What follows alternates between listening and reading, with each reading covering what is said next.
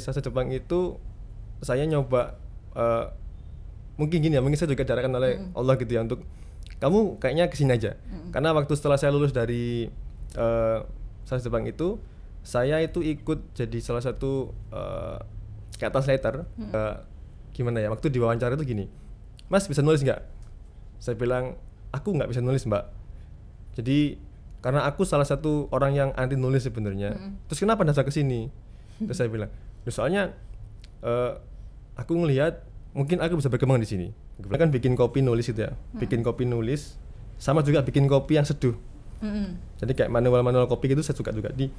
Jadi saya membranding diri saya, jadinya gini, coffee writer. Nah, kita menggunakan kata-kata gitu-gitu.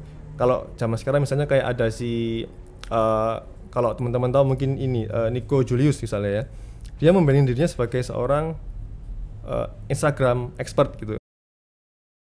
Assalamualaikum warahmatullahi wabarakatuh. Selamat datang di Rumah Cerita, tempat kita berbagi cerita dan inspirasi bersama saya Mela. Wah, senang sekali hari ini saya kedatangan tamu yang luar biasa, yang saya tuh jadi takut kelihatan bodohnya di sini. Nggak ngerti apa-apa soal ini. Tapi sangat menarik karena di era media sosial saat ini, profesi beliau ini adalah profesi yang dibutuhkan dan menarik, sangat menarik gitu. Langsung saja kita sambut Mas Erwin. Assalamualaikum Mas Erwin. Maaf ya, ini hostnya abal-abal ini soalnya. Iya, Mas Erwin. Sekarang media sosial ya.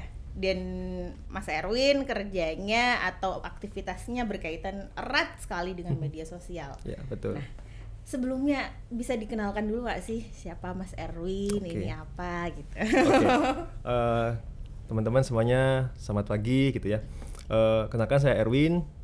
Sekarang saya profesi saya sebagai copywriter dan bekerja di salah satu perusahaan holding di Surabaya gitu ya. Kerjaan sehari-hari saya sih lebih seringnya nulis ya Mbak ya, karena emang kan copywriter gitu kan. Tapi bukan nulis novel kan? Belum, tapi akan salah nantinya. Pinginnya gitu sih, pinginnya. Jadi mungkin teman-teman banyak yang kurang tahu Mbak ya, kayak copywriter itu tugasnya ngapain sih? Oke, kalau secara harfiah gitu ya, copywriter itu sebenarnya berasal dari kata copy sama writer. Jadi copy itu kalau dalam bahasa Indonesia itu artinya tulisan. Kalau writer penulis gitu kan. Tapi kalau dalam KBBI itu biasanya kita sering nyebutnya sebagai penulis suara atau penulis iklan gitu. Cuman jadi tugasnya itu lebih sering kayak bikin tagline misalnya, atau bikin headline untuk iklan di billboard, iklan di TV misalnya juga gitu. Terus juga bikin narasi untuk ads, untuk video misalnya gitu. Kayak Gojek gitu kan banyak narasinya kayak gitu-gitu. Jadi bikin kayak gitu-gitu tugasnya kita. Terus cuman sering berjalan waktu ya. Copywriter itu agak bergeser maknanya. Jadi mulai kayak sekarang juga disuruh pegang untuk sosmed kayak gitu-gitu. Jadi kayak suruh juga bikin konten, bahkan bikin video untuk reels gitu-gitu, TikTok gitu-gitu. Jadi kayak udah mulai bergeser gitu-gitu sih.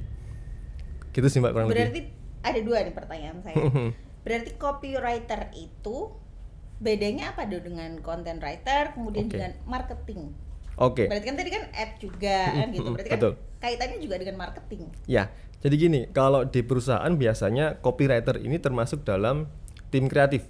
Nah, tim kreatif ini biasanya jadi satu payung sama tim marketing. Jadi tim marketing itu kayak induknya gitu ya. Di bawahnya ada tim kreatif. Di bawah tim kreatif itu ada videographer, ada copywriter, terus ada juga biasanya content creator gitu kan. Nah, kalau content creator ini biasanya atau content writer gitu ya, lebih seringnya itu untuk kayak nulis dalam arti artikel gitu. Jadi nulis artikel, kemudian kayak nulis press release. Yes, betul, termasuk press release juga. Tapi sekarang bukan dibawahi sama PR ya? Nah, biasanya PR itu akan berkoordinasi dengan tim marketing untuk dibantu dalam konteks dalam konteks rilisnya gitu kan. Karena gini, biasanya tim marketing dan PR ini akan selalu saling terhubung gitu kan. Karena di rilis itu kan biasanya ada branding yang harus kita tempelkan di situ. Nah, itu tugasnya tim marketing untuk gimana sih biar rilis ini tuh mengandung sesuatu yang terselubung, jadi kayak mengandung sesuatu brand. Jadi kita nge-branding perusahaan kita melalui rilis itu tanpa harus terlihat seperti iklan gitu ya, kayak gitu. Karena dulu juga saya sebelum di copywriter ini saya basicnya kan jurnalistik. Saya dari wartawan gitu, dan wartawan iklan juga kebetulan, jadi punya pengalaman juga di situ. Jadi meskipun saya sebagai copywriter, saya juga di kantor juga sebagai content writer juga sih gitu. Kalau secara teorinya kan yang saya tahu itu kan kayak gini ya Mas. Kalau marketing itu dia fokusnya adalah di penjualan produk. Sedangkan kalau PR itu kan di jualan citra. Jualan brandnya gitu kan ya. Nah, kalau begitu apa itu juga mengalami pergeseran makna akhirnya sekarang ini? Atau kan sekarang sudah semakin, kan kalau dulu itu marketing dan PR itu sudah sangat sudah tipis sekali. Apa sekarang malah sekarang tuh malah sekarang nggak ada definisi yang pasti utuh yang bisa membedakan, benar-benar membedakan, atau memang sekarang sudah jadikan satu aja lah gitu. Jadi kalau di perusahaan saya gitu ya, itu kita dinaungi oleh General Manager Marketing and Sales. Jadi marketing dan sales dibedakan. Sebenarnya gini Mbak, marketing itu tugasnya bukan sekedar untuk berjualan saja. Untuk yang berjualan sebenarnya ada tugasnya sales sebenarnya ya. Marketing ini tugasnya adalah, kalau saya kutip dari omongannya Pak Hermawan Kertajaya gitu ya, beliau bilang kalau marketing itu tugasnya adalah untuk cari strategi gimana cara untuk memenangkan pasar. Untuk penjualan itu hanya mungkin dari, kalau kata beliau biasanya cuman 10% atau 1/9 gitu, saya lupa detailnya berapa, cuman intinya sebagian kecil dari marketing itu baru jualan gitu. Jadi sebenarnya marketing itu tugasnya intinya adalah untuk memenangkan pasar sih. Jadi gimana caranya biar kita itu jadi market leader atau jadi top of mind gitu ya, gitu. Tugasnya marketing itu bikin strateginya seperti apa gitu sih. Berarti kan berkaitannya juga sama branding kan? Yes, betul. Branding ini yang sering disalahpahami nih sama orang-orang. Sering disalahpahami karena saya pernah bilang gini, kalau ada teman saya tuh mau bikin usaha gitu, brandnya apa? Gak usah yang mahal-mahal, kalau brand itu kan mahal. Kenapa brand itu kemudian diidentikan dengan mahal? Dengan sesuatu, nggak usah bikin yang sederhana aja. Maksudnya apa? Jadi sebenarnya brand itu sendiri itu apa sih Mas? Kalau gini, mungkin karena teman-teman atau orang-orang menganggapnya bahwa brand itu dekat dengan branded gitu ya. Identiknya dengan branded. Barang brand itu kan sebenarnya gini, apa yang melekat di kita itu brand sebenarnya, kayak personal branding gitu kan. Kayak misalnya saya membranding diri saya sebagai copywriter, sebagai copywriter gitu ya.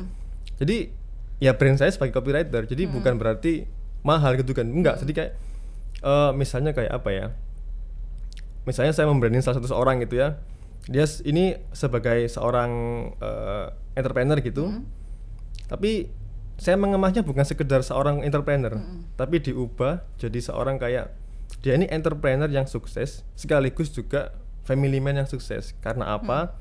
Karena beliau berhasil mendidik anak-anaknya yang juga jadi seorang entrepreneur sukses juga. Nah, itu juga branding sebenarnya. Jadi branding itu bukan sekedar merek atau bukan sekedar bukan sekedar nama. Tapi semuanya, keseluruhan betul, kayak gitu. Jadi kalau personal ya personalnya secara keseluruhan. Iya, betul. Yang melekat di situ apa? Company ya company secara keseluruhan. Betul, kayak gitu. Oh, keren sekali kayak gini kan. Jadi saya tuh pengen. boleh. Tapi Mas, saya penasaran. Mas Erwin ini jadi copywriter, kemudian mengerjakan branding ini, memang latar belakang pendidikannya berkaitan sama itu? Nah, ini menarik mungkin ya. Saya itu latar belakang pendidikan saya sebagai saya itu dulu kuliah di Brawijaya. Jurusannya mungkin agak nyeleneh, yaitu sastra Jepang. Jadi agak nyambung nih dengan tulis menulis sebenarnya. Iya. Jadi kayak saya ini sebenarnya juga nyasar gitu ya. Dari sastra Jepang kok nyasarnya ke nulis gitu, ke branding kan gak nyambung sebenarnya. Tapi gitu passion sih. Berarti? Sebenarnya juga enggak. Jadi ini menarik di sini, Mbak. Saya itu sebenarnya dari SD, kalau kita flashback ke belakang, saya dari SD itu nggak suka nulis. Jadi malah yang paling saya hindari ketika SD itu adalah bahasa Indonesia. Karena kan Mas Densa kan sering kayak, oke, kita bikin puisi, kita bikin cerpen. Berarti nggak seneng nulis curhatan ini berarti? Nggak suka. Jadi saya tuh nggak suka nulis dulu SD itu. Jadi ketika benar-benar nulis tuh ketika kuliah itu. Jadi kayak nulis apa makalah gitu kan, kayak nulis skripsi dan kawan-kawan ya waktu itu. Tapi nulisnya nggak pakai katakana, gara-gara katakana? Pakai sih. Itu pakai. Jadi kayak karena kan di sastra Jepang ya, jadi harus menggunakan ilmunya gitu. Terus kemudian dari sastra Jepang itu saya nyoba mungkin gini ya, mungkin saya juga diarahkan oleh Allah gitu ya, untuk kamu kayaknya kesini aja. Karena waktu setelah saya lulus dari sastra Jepang itu, saya itu ikut jadi salah satu kayak translator yang menerjemahkan buku bahasa Jepang ke bahasa Indonesia. Jadi saya membantu mereka, ada proyek itu Mbak ya. Saya bantu, jadi saya juga nulisnya sesuai, jadi kayak menerjemahkan plus sesuai KBBI. Nah dari situ saya mungkin kalau saya connecting the dots gitu ya, ini salah satu dots yang langkah awal saya untuk masuk ke dunia copywriter gitu kan. Kemudian setelah dari situ saya mulai masuk, ke belakang lagi. Sebelumnya juga saya magangnya itu juga di salah satu majalah game di Surabaya juga, namanya dulu Zigma kalau nggak salah, Zigma sama Omega. Jadi saya magang di situ 3 bulan. Majalah game ya? Iya, majalah game itu. Jadi di situ saya bikin artikel untuk game. Jadi saya ngambil dari artikel Jepang, saya olah lagi pakai bahasa Indonesia, diolah lagi jadi sebuah artikel, saya kirimkan ke redaktur saya kayak gitu-gitu. Oke, dari magang itu, terus kemudian masuk ke freelance translator yang harus dituntut untuk belajar KBBI gitu ya. Kemudian dari situ saya masuk lagi ke jurnalistik. Akhirnya saya ngelamar di Jawa Pos itu kan, di koran Jawa Pos. Dari situ saya ngelamarnya juga agak gimana ya, waktu diwawancara itu gini, Mas bisa nulis nggak? Saya bilang, aku nggak bisa nulis Mbak. Jadi karena aku salah satu orang yang anti nulis sebenarnya. Terus kenapa daftar ke sini? Terus saya bilang, soalnya aku ngelihat mungkin aku bisa berkembang di sini. Aku bilang gitu. Terus dia bilang gini, kamu mau nggak kayak gini? Kira-kira kalau kamu belajar nulis buat waktu berapa lama? Waktu itu aku janji untuk bisa nulis 2 mingguan. Oke, berarti tak pegang ya janjimu ya. Kamu 2 minggu bisa nulis, kemudian kamu bisa lepas. Oke Mbak. Akhirnya ternyata saya diterima malahan. Diterima. Akhirnya di situ saya benar-benar selama 2 minggu itu saya belajar, baca semua tulisan di artikel di koran itu, semua saya pelajarin. Saya rewrite ulang, saya tulis ulang, saya serahkan ke redaktur, dikasih masukan, saya tulis lagi ulang, ngetik lagi, semuanya saya bikin sampai akhirnya 2 minggu beneran selesai. Akhirnya si redaktur saya bilang gini, oke, sekarang kamu waktunya liputan, dikasih kesempatan buat liputan. Akhirnya dari situ saya 3 tahun di Jawa Pos, tulis berbagai macam artikel, mulai properti, terus pemerintahan. Karena kan saya di sana sebagai advertorial writer, jadi penulis iklan gitu. Jadi banyak bidang yang saya pelajarin di situ. Dari situ mulailah saya, mungkin karena jenuh juga ya, nulisnya gini terus, jadi kayak kurang ada tantangan gitu kan. Mulailah saya nyoba nyari tantangan lain, dan masuklah ke perusahaan yang sekarang itu sebagai copywriter, seperti itu. Emang ya, maksudnya Allah itu kalau menggerakkan sesuatu itu luar biasa ya skenarionya. Dari orang yang benar-benar nggak suka, menghindari, akhirnya sekarang harus setiap hari menulis. Akhirnya nyaman kan, nyaman sampai sekarang. Akhirnya passion jadi passion akhirnya. jadi passion. Sampai saya pengen nulis ke depan ini kan, saya juga pengen, sama istri saya juga pengen nulis novel gitu kan. Jadi berdua mau nulis novel bareng. Kayak gitu-gitu sih Mbak. Jadi sampai ada keinginan ke sana nantinya. Jangan-jangan setiap hari sama istri ngomonginnya itu? Salah satunya. Karena kan gimana brandingnya ini gitu. Iya betul. Karena dulu saya sama istri juga sama-sama di divisi yang sama di Jawa Pos, betul. Ya. Kemudian dia kan lebih fokusnya ke video kan, kalau saya lebih ke penulisannya gitu. Kayak gitu. Oke Mas, kembali lagi ke branding tadi itu ya.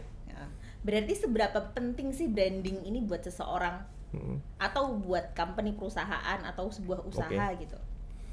Menurutku penting banget Mbak, karena gini, misalnya kita pakai contoh aja ya biar gampang. Misalnya kayak Aqua gitu. Sekarang orang-orang kalau beli air minum, air putih gitu ya, pasti bilangnya, Bu beli Aqua. Bu tumbas Aqua, padahal yang dipajang di situ bukan Aqua, bisa jadi merek lain gitu kan. Nah, fungsi branding itu seperti itu. Jadi gimana caranya biar kita itu jadi top of mind. Jadi biar setiap orang itu ngelihat produk air putih, pasti ingatnya itu Aqua. Fungsi branding seperti itu sebenarnya. Atau misalnya kayak deterjen gitu ya, Rinso gitu. Orang-orang pasti juga mikirnya Bu tuh Mas Rinso, padahal juga bukan Rinso gitu kan. Nah, fungsi branding sebenarnya seperti itu, Mbak. Penting sekali agar jadi orang itu biar ketika menyebut nama A gitu ya, misalnya kayak Aqua gitu, mereka langsung tahu, oh Aqua itu air minum, ini gitu. Jadi bahkan ini jadi salah satu hal yang sering saya pertanyakan, yang sering saya ingin jadikan riset gitu ya, itu antara Aqua dengan Le Mineral gitu ya. Mungkin ada satu lagi sekarang. Apa itu? Kristalin. Kan sekarang Iya, yang lagi betul. naik daun Naik itu. daun ya. Cuman dulu kan Aqua yang jadi market leader Mbak ya. Jadi dia penjualan terbanyak itu Aqua. Tapi semenjak ada Le Mineral itu percaya atau tidak bergeser. Jadi Aqua itu jadi nomor 2 sekarang. Dan nomor 1 adalah Le Mineral.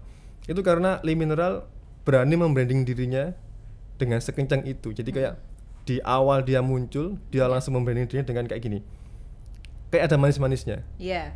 Itu semua melekat di benak orang. Saya yakin semua orang yang nonton iklan itu atau dengar kata-kata ada manis-manisnya selalu inget Le Mineral.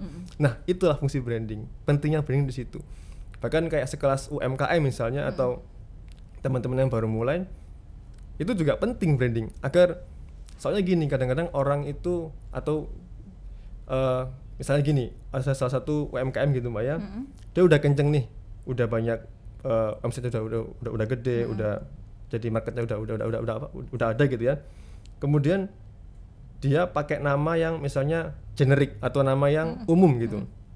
Ini rawan karena biasanya ketika dia sudah makin besar, terus ada yang mensomasi dia, itu jadi polemik lagi. Misalnya kayak kasus kemarin kayak soal yang glow itu. Oh iya. Itu kan juga jadi polemik kan, karena itu pentingnya kita membranding dan kita mematenkan brand kita agar aman kayak gitu. Berarti sejak awal itu harus diperhitungkan. Sejak awal, kayak saya kemarin juga baru aja mematenkan brand kopi gitu kan. Saya patenkan dulu biar nggak banyak orang yang ikutin gitu. Jadi pentingnya di situ. Jadi biar orang itu ketika kita udah gede, kemudian ternyata nama kita sama dengan orang yang ternyata bahkan brandnya mirip gitu. Terus ketika di somasi kita kalah nih, kita malah bayar denda dan kawan-kawan, malah makin rumit gitu kan. Jadi mending dari awal kita branding, kita posisikan diri kita sebagai misalnya kalau kayak Le Mineral gitu kan, kita branding posisi kita seperti apa, terus kita patenkan juga brand kita agar tidak diambil oleh brand lain gitu sih. Berarti sejak awal ketika orang itu mau bikin usaha itu harus berpikir besar, jangan hanya cuma usaha kecil-kecilan ya, tapi harus berpikir terus ke depan. Betul, itu kan kalau perusahaan, company, produk. Nah kalau personal, kan kalau misalnya kita pikir ya, kalau misalkan caleg, dia butuh capres, dia butuh memang branding. Tapi kalau untuk orang-orang pada umumnya, penting nggak sih melakukan branding terhadap dirinya itu? Kalau di industri sekarang, kalau era sekarang gitu Mbak ya, itu menurut saya penting ya. Karena ini saya sendiri juga belum membranding diri saya. Saya sudah punya brandnya, cuman saya belum membranding karena masih fokus membantu brand orang lain gitu ya. Nanti membantu orang lain, jadi belum sempat nge-branding sendiri. Jadi karena dengan kita punya brand gitu ya, brand personal branding, itu akan membuka banyak peluang untuk kita lebih maju. Misalnya saya gitu ya, membranding saya sebagai copywriter, itu peluang saya untuk dikenal atau untuk pindah atau untuk membantu banyak perusahaan atau membantu banyak orang itu lebih besar. Jadi peluang untuk mendapatkan kesempatan untuk cari portfolio misalnya atau cari tambahan misalnya, itu lebih gede gitu dengan personal branding. Atau misalnya kita mau pindah ke perusahaan lebih gede lagi, itu peluangnya kalau kita udah punya personal branding itu akan lebih mudah. Karena kita udah punya nama gitu kan, udah tahu kita dicari gampang, terus kemudian karena perusahaan gede itu juga akan melihat kita kalau ternyata Mas ini sering ya diundang di sini atau sering yang ini, berarti ada potensi nama brand perusahaannya akan dibawa ketika dia tampil. Secara tidak langsung dia akan membawa image perusahaan yang dibawa itu tadi. Jadi misalnya kayak saya di Gojek gitu ya, saya tampil dengan nama saya copywriternya Gojek, otomatis orang akan aware dengan Gojek kan. Nah kayak gitu-gitu. Jadi itu akan jadi win-win solution untuk brand sekaligus untuk personalnya sendiri. Kayak Berarti gitu. kalau misalkan saya misalkan mau bikin usaha, berarti yang harus saya dulukan atau saya prioritaskan personal branding diri saya atau produk saya. Nah, ini ada kasus juga teman saya punya salah satu brand kopi di Surabaya juga. Dia tuh belum punya personal branding tapi kopinya sudah kencang. Oke. Akhirnya saya bilang, memang kita harus sebenarnya kalau idealnya sebaiknya kita harus fokus salah satu dulu. Entah kita fokus ke personal branding kita dulu atau fokus ke kita besarkan brand kita dulu. Tapi kalau teman saya lebih memilih untuk kita besarkan brand kita dulu sambil ini sudah besar dan autopilot gitu, kita baru gedein kita sendiri. Jadi sebenarnya itu pilihan sih Mbak. Mau gedein yang personal dulu atau gedein yang brand dulu. Tapi kalau kita ngelihat dari dunia sekarang gitu, kalau artis atau influencer gitu, kayaknya mereka akan lebih gampang kalau kita punya brand pribadi dulu. Karena kalau kita udah punya nama di sosmed atau di mana udah punya masa gitu ya, otomatis kita mau jualan apapun itu akan lebih gampang. Kayak gitu. Misalnya kayak si Aukarin gitu, dia punya brand A, itu jualannya akan lebih gampang karena dia udah punya nama, udah punya masa gitu. Jadi bisa menggiring masanya. Betul, kayak gitu-gitu sih. Berarti kalau kita mau menentukan itu apa yang bisa menjadi tolak ukurnya? Saya mau menentukan personal branding saya dulu lah ini, atau saya mau produk saya dulu lah gitu. Tolak ukurnya di mana berarti bagaimana? Balik lagi ke prioritas sih.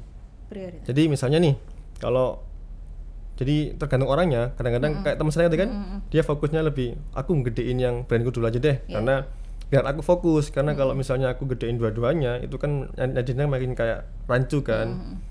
Karena daripada nanti mengorbankan dua-duanya, mending kita korbankan salah satu dulu, baru kita jalankan lagi yang lain nanti ketika sudah jalan gitu sih. Jadi nggak ada tolak ukurnya sih Mbak, lebih kayak kamu mau yang mana duluan gitu sih. Kalau aku gitu ya. Apa yang bisa dilakukan dulu berarti? Betul, yang possible yang mana dulu nih? Berarti kan kita harus tahu dulu kemampuan diri kita, harus bisa memetakan dulu. Betul, jadi kita ini enaknya di posisi mana nih gitu. Kalau saya biasanya sih bikin kayak 4 kuadran gitu, kalau misalnya personal branding ya. Biasanya tuh saya kayak bikin 4 kuadran. Misalnya kita, kalau saya gitu ya, yang misalnya kayak kita bikin 4, itu kita posisikan dari dulu kita nih kemana nih. Misalnya kita ini lebih kayak condongnya ke anak muda yang inspiratif. Ya udah kita tarik ke situ aja. Jadi selama kita bikin konten, selama kita bikin foto, bikin apapun itu konten intinya itu yang istilahnya yang juga inspiratif juga. Kayak saya juga kan saya sekarang juga ngebantu salah satu ini kan personal brandingnya Pak Hermanto itu juga awalnya kita ngarahinnya dia kan dia entrepreneur kan, seorang entrepreneur, kita arahin dia ke entrepreneur yang family man.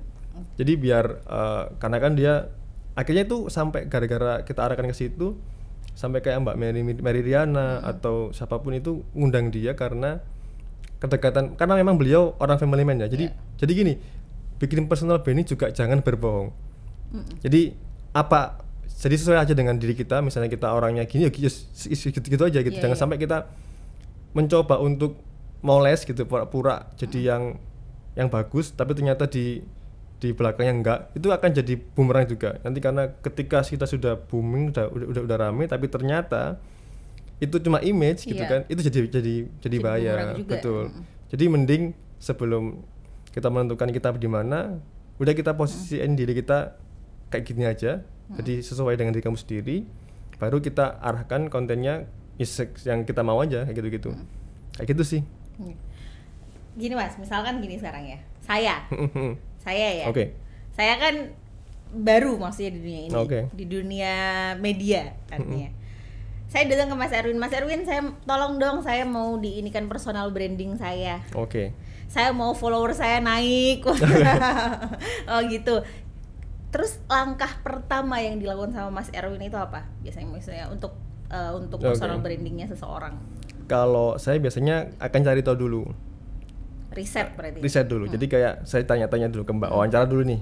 Kira-kira Mbak ini orangnya gimana? Terus personalitinya gimana? Kemudian kebiasaannya gimana? Jadi kayak kepo dulu lah. Kita kepo dulu ke orang yang bersangkutan.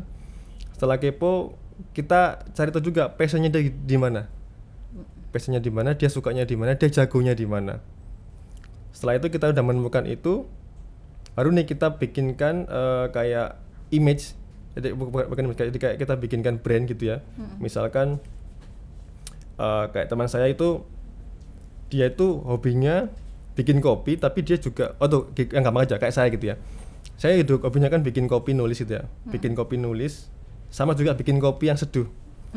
Jadi kayak manual kopi gitu saya suka juga. Jadi saya membranding diri saya, jadinya gini, coffee writer. Nah, kita menggunakan kata-kata gitu-gitu. Kalau zaman sekarang misalnya kayak ada kalau teman-teman tahu mungkin ini Nico Julius misalnya ya, dia membranding dirinya sebagai seorang Instagram expert gitu. Nah itu karena dia memang memposisikan dirinya sebagai expert di Instagram, karena dia dari awal sudah mulai emang dia suka di Instagram, terus kemudian dia emang tahu soal Instagram. Jadi intinya kita harus tahu, terus dia di bidang mana, passionnya apa, personality-nya gimana, baru kita bikinkan kayak gitu. Jadi nggak bisa langsung gitu, nggak bisa sih Mbak. Jadi kayak harus riset dulu. Setelah itu kita coba bikinkan brandnya yang melekat ini kira-kira apa. Terus kita coba obrolkan lagi ke beliau. Kalau dia oke, baru kita turunkan sebagai sebuah konten. Sebagai konten pilar itu biasanya misalnya kayak misalnya Pak Hermanto dulu kita bikinkan kayak ada konten foto dengan keluarganya, terus konten soal bisnis, sama konten tentang relasi, seperti itu. Terus sekarang ketambahan dengan konten tentang inspirasi kayak gitu. Jadi baru kita bikin kontennya per pilar tadi sesuai dengan pilar-pilar tadi itu, gitu sih.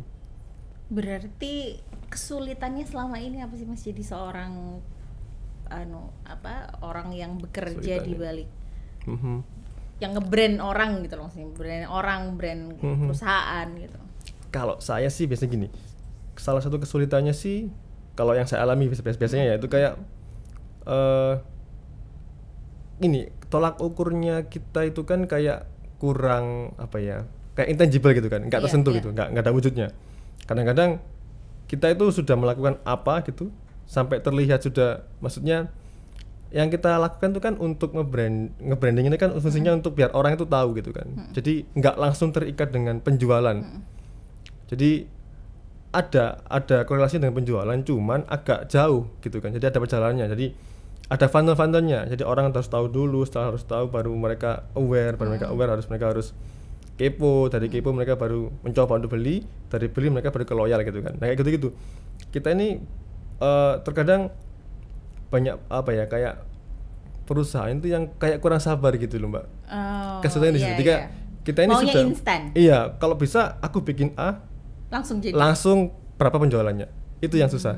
Jadi karena kan kita harus ada step by stepnya kan. Jadi kita harus kita bantu dulu dari sisi awareness dulu. Kita bantu dari sisi apanya dulu kayak gitu. Jadi nggak harus kita langsung konversi sebagai penjualan, itu agak susah. Kecuali kita menggunakan gimmick-gimmick kayak promo atau apa gitu mungkin bisa. Tapi kalau minta cepat susah kayak gitu. Jadi harus ada step by stepnya. Itu sih kesulitannya Mbak. Jadi kayak mengedukasi teman-teman bisnis itu kadang-kadang susah di situnya. Jadi harus ada brandingnya, harus ada step by stepnya itu yang harus itu yang susah sih, kayak ngasih tahu ke mereka gitu. Karena mereka mau yang cepat, sekarang bikin ini jadi segini, bikin jadi segini gitu. Itu yang susah. Pernah pengen pindah profesi aja sih, enggak sih Mas? Nah, pindah profesi sih enggak ya, tapi sudah nyaman berarti. Salah sudah nyaman, tapi juga gini Mas, saya ini juga salah satu hal yang penting di era sekarang ya. Jadi kita itu nggak harus bisa satu jenis skill aja. Jadi kita harus juga bisa ngembangin skill yang lain. Misalnya kayak saya nggak cuman nulis, tapi saya juga bikin musik gitu. Jadi tugas. Jadi saya juga sama istri saya kan kita bikin kayak PH gitu ya, video gitu, bikin video. Saya biasanya di situ bikin sound design-nya plus bikin scoring-nya. Jadi kayak lagu untuk iklan misalnya gitu. Kayak gitu-gitu. Jadi nggak cuma nulis, tapi saya juga nulis musik juga gitu. Jadi banyak yang harus banyak yang saya eksplor sih di situ. Keren banget. Jadi zaman sekarang itu kalau bisa banyak skill nggak masalah. Kayak gitu sih. Karena kompetisi ya. Betul, kompetisi itu yang susah Mbak. Berarti sudah berapa banyak sih branding yang dilakukan sama Mas Erwin? Oh iya, buat informasi aja buat teman-teman yang dari tadi disebut Pak Herman ini, Mas Erwin ini adalah orang yang ada di balik personal brandingnya Pak Hermanto Tanoko. Ya, seorang entrepreneur, investor, Iya, betul. filantropis. Iya, betul.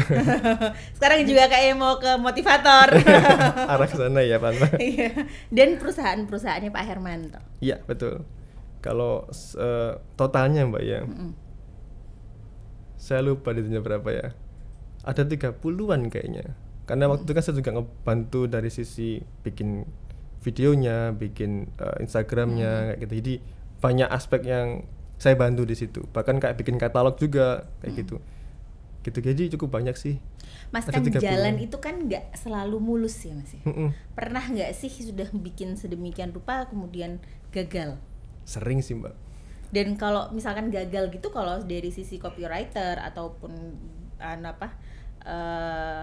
digital marketing ataupun apa itu, ada kayak ini nggak sih dari perusahaan yang menaungi, ada? Oke. Sering sih. Jadi kayak kita bikin misalnya kayak waktu itu pernah bikin kayak tagline gitu kan. Kita udah nyiapin beberapa, ada 3 gitu yang oke. Tapi yang dipilih misalnya dari 3 itu kita yang paling suka nomor 1 gitu ya. Tapi yang dipilih dari nomor 2 misalnya gitu. Itu kayak sebetulnya kita bisa pakai yang ini karena ini gini gitu kan. Kita udah presentasikan tapi ya namanya mereka lebih suka yang itu ya. Iya. Bahkan kita udah arahin, udah itu, tapi tetap mereka suka yang itu ya. Ya sudah, mereka menggunakan itu. Jadi kayak sering tertolak juga. Mungkin ya, kalau tertolak ya biasanya saya misalnya kayak skrip gitu ya, saya bikin skrip untuk iklan. Kalau saya pernah bikin 9 atau 8 skrip, tertolak semua. Ya sudah, itu saya pegang untuk saya mungkin bisa saya gunakan lain kali ketika ada skrip untuk yang brand lain misalnya. Saya bisa gitu sih.